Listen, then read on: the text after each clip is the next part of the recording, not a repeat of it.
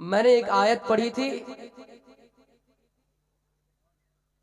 कि मन अमिला सालिहन मिन ज़करिन औ उन्सा, जो भी इंसान नेक अमल करेगा चाहे मर्द हो या औरत, अल्लाह उसको पाकीज़ा जिंदगी दे।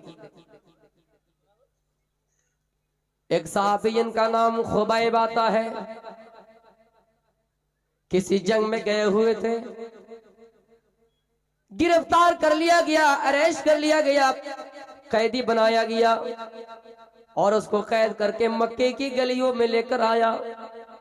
देखिए उनका नेक अमल, देखिए सहाबी था, मक्के की गलियों में लेकर आए, ऐलान करता है किसको कौन खरीदेगा। उस जमाने में इंसान को कैदी बना लिया जाता था और उसको फिर बेचा जाता था, कोई खरीदता था, उसको कौन खरीदेगा। लेकिन उन्होंने जंगे बदर में एक शख्स हारिस को कत्ल किया था। उनके बेटे ने कहा आज मौका मिला है, तुमने मेरे बाप को कत्ल किया था, इसी बहाने से तुमको भी कत्ल कर दूंगा, चाहे जितना भी पैसा लगे हम खरीदेंगे। ये होता है, बाप को किसी ने मार दिया, हम कहते हैं हमारी जमीन चली जाए, हम तो इंतकाम लेकर ही रहेंगे। उनके बेटे ने कहा हम खरीदेंगे। खुबैब रज़ियल्लाहु ताला अन्हु को खरीद लिया। खरीदने के बाद घर लेकर आए, घर में उसको मजबूत पीलारों से बांध दिया गया, जकड़ दिया गया, पीलारों से बांध दिया गया, जकड़ दिया गया। हारिस की बेटी जिनको कत्ल किया था, उनकी बेटी एक जगह पे बैठी हुई है। खुबैब कहता है वो हारिस की बेटी, मुझे कोई उस्तूरा दो, कैंची वगैरह, बाल वगैरह काटने के लिए कोई सामान दो। उस जमाने में जो भी चीजें चलती थी, ज्वाला चलता था, उसको वो सामान दे दिया गया। खुबैब रज़ियल्लाहु ताला अन्हु सामान लेकर बैठे हुए हैं। इतने में हारिस की बेटी का एक बच्चा दौड़ता हुआ गया और खुबैब की रान पे जाकर बैठ गया। अब उनके पास हथियार है, उस्तूरा है, कैंची है, ब्लेड है, उस जमाने में जो चलता था आला। अब वो कैदी है, वो तो जानता है कि हमें कत्ल करेगा। अब जिसका लड़का था, जिसका बच्चा था हारिस की बेटी का, हारिस की बेटी डरने लगा, चेहरे सियाह पड़ गए, काला हो गए कि मेरा दुश्मन है, ये तो मेरे बच्चे को कत्ल कर देंगे। लेकिन हारिस का जवाब सुनिए। हारिस कहता है वो हारिस, लेकिन खुबैब का जवाब सुनिए। खुबैब कहता है वो हारिस की बेटी, तुम ये समझते हो कि मैं तुम्हारे कैद में हूं, मैं कैदी हूं इसलिए तुम्हारे बच्चे को कत्ल कर दूंगा। नहीं नहीं, खुबैब ऐसा काम कर ही नहीं सकता है, खुबैब ऐसा काम करेगा ही नहीं। तुमने हमको बांधा है, खरीदा है, लेकिन इतना मेरा दिल गवारा नहीं करेगा कि तुम्हारे बच्चे को कत्ल कर दो। हारिस की बेटी लिखते हैं और कहते हैं कि खुबैब को जब मजबूत पीलारों से बांध दिया जाता था, सुतूनों से बांध दिया जाता था, लोहे की जंजीर से उसको जकड़ दिया जाता था, तो उनके पास अंगूर का खोशा होता, गुच्छा होता था, कोई नहीं देता था। कहां से आ रहा था? गैबी तौर पर आ रहा था, अल्लाह दे रहा था। मजबूत पीलारों से उसको बांध दिया जाता, लेकिन अल्लाह उसको ऊपर से गैबी तौर पर अंगूर का खोशा देता, अंगूर का गुच्छा देता और खुबैब उसको खाया करता था। कुछ तो है नेक अमल, इसलिए अल्लाह दे रहा है। क्या हो नेक अमल? आइए, लोग परेशान हो जाते, खुबैब तुम कैदी हो, तुम्हें कौन इस तरह का खाना दे रहा है, तुम्हें कौन इस तरह का खाना खिला रहा है? अगर मुझको जेल में डाल दिया जाए, जेल के सलाखों में डाल दिया जाए, मैंने अगर किसी का हत्या किया, मैंने कहीं चोरी की, मैंने डाका डाला, किसी इंसान को मार डाला, मैं मुजरिम हूं, लेकिन मुजरिम को कौन अच्छा खाना खिलाएगा? लेकिन खुबैब को अंगूर कहां से आ रहा है, खुबैब को अंगूर का खोशा कहां से आ रहा है, खुबैब को अंगूर का गुच्छा कहां से आ रहा है। लोगों ने पूछा तो खुबैब ने कहा ये अंगूर का खोशा अल्लाह मुझे गैब से दे रहा है, ये अंगूर का गुच्छा गैब से आ रहा है। मेरे प्यारे साथियों, फिर ऐलान होता है कि खुबैब को फांसी दे दी जाएगी, खुबैब को कत्ल कर दिया जाएगा। खुबैब को एक जंगल में ले जाया गया, एक मैदान में ले जाया गया, खुबैब को कत्ल कर दिया जाएगा, फांसी दे दी जाएगी।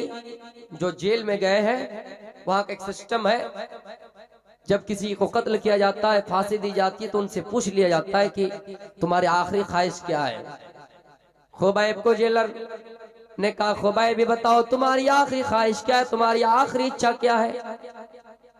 पता है ना, हम और आप ये कहते हैं कि पानी पिलाओ, बीबी से मिलवाओ, माँ से मिलवाओ, बेटी से मिलवाओ, लेकिन कुछ लोगों ने इस चीज को मजाक बना लिया।